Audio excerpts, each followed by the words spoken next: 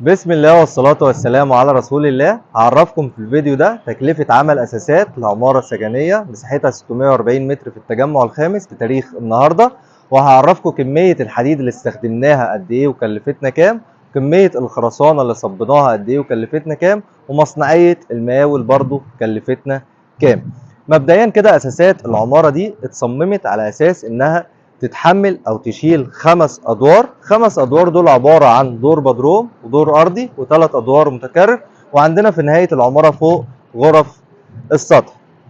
بالنسبه للقواعد بتاعه المبنى او الاساسات بتاعه المبنى فهي عباره عن قواعد مسلحه مربوطه بسملات. عندي 25 قاعده عليهم 25 عمود، وتسليح الاعمده حديد 5 لينيا اللي هو الحديد ال 16 مللي. اما بالنسبه لقواعد السور من الاربع جناب بتوع العماره فهي عباره عن قاعده شريطيه.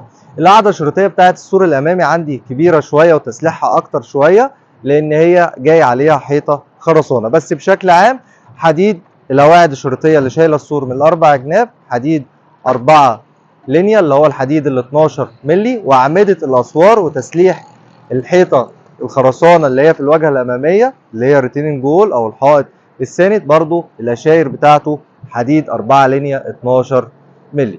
بالنسبه لكميات المواد وتكلفتها فاستخدمنا هنا 11.5 طن حديد كلفونا 450 ألف جنيه، وصبينا هنا 155 متر خرسانة كلفونا 300 ألف جنيه، ومصنعية المقاول هنا 105 ألف جنيه في الأساسات بالكامل. يعني إجمالي تكلفة الأساسات للعمارة السكنية دي اللي مساحتها 640 متر بتاريخ النهاردة هو 855 ألف جنيه، شامل تكلفة حديد، خرسانة، مصنعية مقاول، بسكوت، سلك، رباط.